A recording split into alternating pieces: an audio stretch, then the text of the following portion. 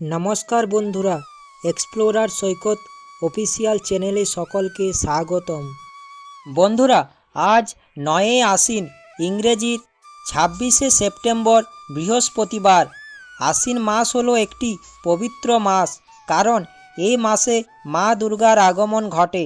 আশ্বিন মাসকে মা লক্ষ্মীর মাসও বলা হয়। বৃহস্পতিবারে বাড়িতে অনেকে মা লক্ষ্মীর পুজো করে থাকেন। মা লক্ষ্মী হলেন ধন সম্পদের দেবী। মা লক্ষ্মী গৃহে থাকলে সেই গৃহে কখনো অভাব আসে না। সেই জন্য আমরা সকলেই মা লক্ষ্মীর পুজো করি। আপনারা সকলেই জানেন, মা লক্ষ্মীর পুজো করলে মা লক্ষ্মীর ব্রতকথা পাঠ ও শ্রবণ করা অবশ্যই প্রয়োজন। যদি আপনি কোনো কারণে পুজো করতে নাও পারেন, তবে ব্রতকথাটি শ্রবণ করলে সমান ফল লাভ হয়। আজ আশ্বিন মাসের বৃহস্পতিবার। আজ যদি আপনি বাড়িতে মা লক্ষ্মীর পুজো করেন, তাহলে আপনি জানেন আশ্বিন মাসের মা লক্ষ্মীর ব্রতকথাটি অবশ্যই শ্রবণ করা উচিত। তা না হলে মা লক্ষ্মীর পুজো অসম্পূর্ণই থেকে যায়। সেই জন্য আশ্বিন মাসের বৃহস্পতিবারের মা লক্ষ্মীর ব্রতকথাটি অবশ্যই শেষ পর্যন্ত শ্রবণ করুন। বন্ধুরা, মা লক্ষ্মীকে প্রণাম জানিয়ে শুরু করছি আশ্বিন মাসের বৃহস্পতিবারে মা লক্ষ্মীর পাঁচালী বা ব্রতকথা। দোল পূর্ণিমার নিশি নির্মল আকাশ, মৃদুমন্ত বহিতেছে মলয় বাতাস। মলয় পর্বতে বসি লক্ষ্মী নারায়ণ, মনসুখে দুজনে করে আলাপন। বিনা করে হেনকালে নারদ মহামুনি, ভক্তিভরে উভয়েরে প্রাণমিল তিনি। করজোড়ে লক্ষ্মীরে সম্মতি ঋষিবর, এক কথা কহি মাগো তোমার গোচর। নরলোক পানে মাগো চাহ একবার, মর্তবাসী অন্যাভাবে করে হাহাকার। বল মাগো কৃপা করি কি পাপের ফলে, মর্তবাসী নরনারী দুঃখে সদা জলে। শুনি লক্ষ্মী নারদেরে বলেন তখন, ধরাবাসী দুঃখ পায় পাপের কারণ। লক্ষ্মী রূপা নারী শ্রীজি পাঠানু মর্তেতে, আমারে ভুলিছে তারা পড়িয়া মোহেতে। লজ্জা আদি গুণ যত রমণীর আছে, ক্ষণিক সুখের লাগি বর্জন করেছে। স্বামীরে না মানে তারা, না শুনে বচন, ইচ্ছে মতো হেতা সেথা করিছে ভ্রমণ। প্রতিগৃহে এইরূপ পাপের আগার, অচলা হইয়া সেথা থাকি কি প্রকার। শুনিয়া নারদ বলে বিষণ্ণ বদনে, কি রূপে প্রসন্না তুমি হবে নারীগণে। কি রূপে পাইবে তারা তব পদছায়া, ওগো দয়াময়ী তুমি না করিলে দয়া। নারদের বাক্যে লক্ষ্মী প্রসন্না হইল, আশ্বাস দানিয়া তারে বিদায় করিল। অতঃপর লক্ষ্মী মাতা বলেন নারায়ণে, মর্তের দুর্গতি প্রভু ঘুচাব কেমনে। শুনিয়া লক্ষ্মীর কথা বলে নারায়ণ, অস্থির হইও না দেবী স্থির কর মন। আমি যাহা বলি তাহা স্থির রেখো মনে, ধরাধামে যাও লক্ষ্মী ব্রত প্রচারণে। নারায়ণের বাক্যে লক্ষ্মী আনন্দিত হয়, লক্ষ্মী ব্রত প্রচারিতে ধরাধামে যায়। বৃদ্ধা ব্রাহ্মণীর বেশে ভ্রমিতে লাগিল, সহসা অরণ্যে এক বৃদ্ধারে দেখিল। বৃদ্ধারে দেখিয়া লক্ষ্মী জিজ্ঞাসিল তারে, কেবা তুমি কি কারণে এসেছ কান্তারে। শুনিয়া বৃদ্ধা বলে, আমি অতি অভাগিনী। একে একে বলে বৃদ্ধা দুঃখের কাহিনী। পতিপুত্র ছিল মোর লক্ষ্মীযুক্ত ঘর, এখন সব ছিন্ন ভিন্ন যাতনায় সার।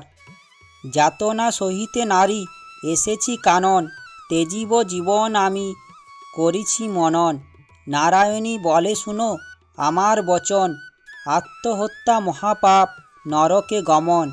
লক্ষ্মী বলে গৃহে ফিরি কর লক্ষ্মী ব্রত, আবার আসিবে সুখ তব পূর্ব মতো। গুরুবারে সন্ধ্যাকালে মিলিয়েও গণ, করিবে লক্ষ্মীর ব্রত করি এক মন। কহি বাছা পূজা হেতু যাহা প্রয়োজন, মন দিয়া শুনি লও আমার বচন। জলপূর্ণ ঘটে দিবে সিঁদুরের ফোঁটা, আমের পল্লব দিবে তাহে এক গোটা। আসন সাজায়া দিবে তাতে গুয়া পান, সিঁদুর গুলিয়া দিবে ব্রতের বিধান। ধূপ দীপ জ্বালায়া রাখিবে ধারেতে, শুনিবে পাঁচালি কথা দুর্বা লয়ে হাতে।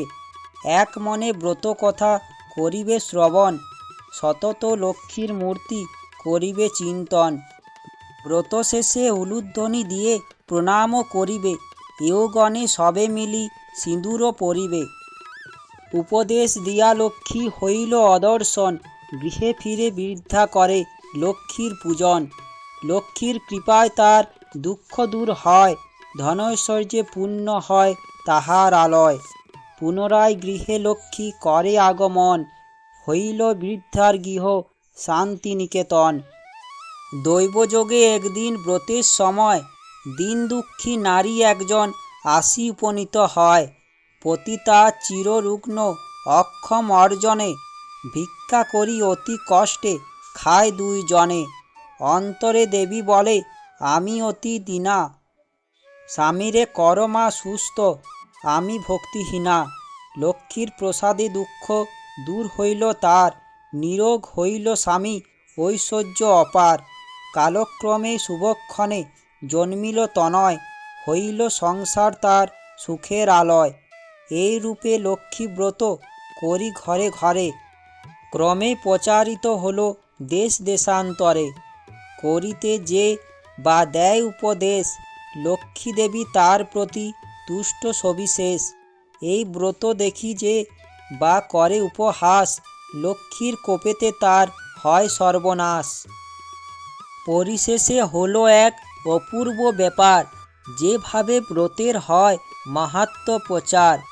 বিদর্ভ নগরে এক গৃহস্থ ভবনে, নিয়োজিত বামাগণ ব্রতের সদনে। মগধেতে বাস এক বণিক তনয়, উপস্থিত হইল সে ব্রতের সময়। বহুল সম্পত্তি তার ভাই 5 জন, পরস্পর অনুগত ছিল সর্বক্ষণ।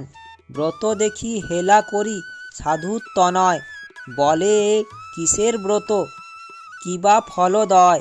বামাগণ বলে শুনি সাধুর বচন, লক্ষ্মী ব্রত করি সবে সৌভাগ্য কারণ। সদাগর শুনি ইহা বলে অহংকারে, অভাবে থাকিলে তবে পুজিব উহারে।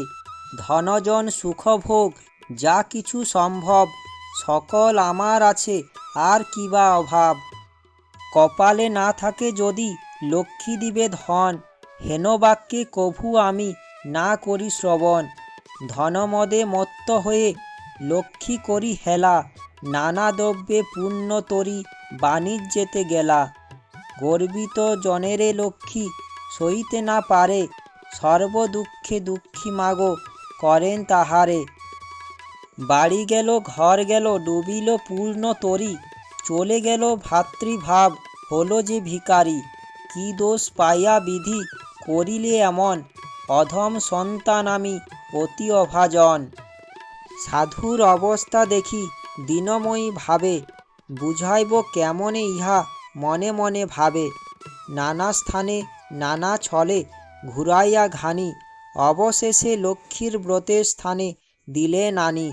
মনেতে উদয় হলো কেন সে ভিখারি, অপরাধ ক্ষমা করো মাগো কুপুত্র ভাবিয়া।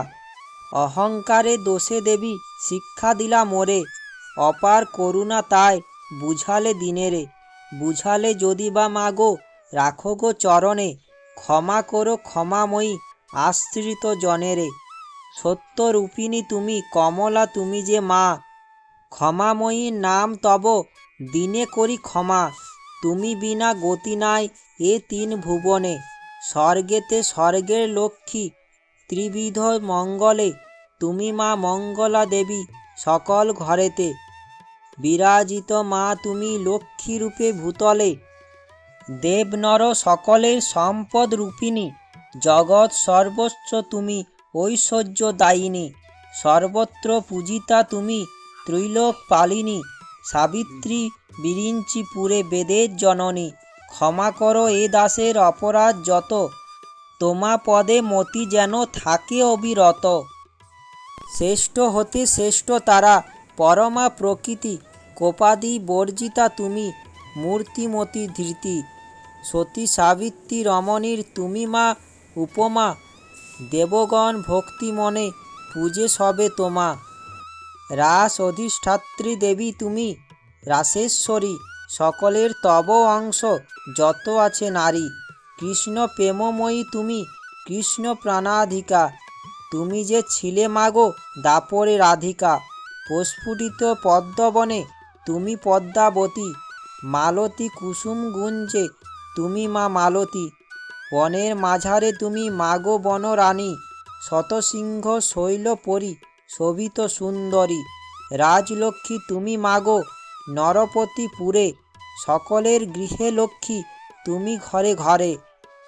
দয়াময়ী ক্ষেমঙ্করী অধম তারিণী, অপরাধ ক্ষমা করো দারিদ্র্য বারিণী। পতিত উদ্ধার করো পতিত পাবনী, অজ্ঞান সন্তানে কষ্ট দিও না জননী। অন্নদা বরদা মাতা বিপদ নাশিনী, দয়া করো এবে মোরে মাধব ঘরণী। এই রূপে স্তব স্তুতি ভক্তিপূর্ণ মনে, একাগ্র মনেতে সাধু ব্রত কথা শোনে।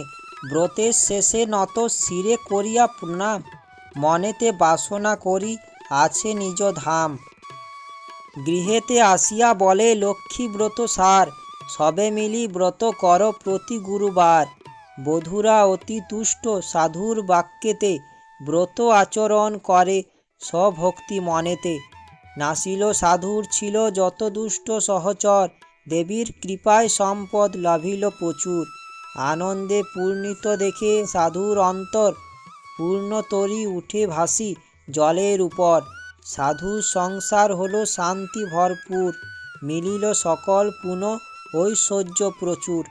এভাবে নরলোক হলো ব্রতের প্রচার, মনে রেখো সংসারেতে লক্ষ্মীর ব্রত সার।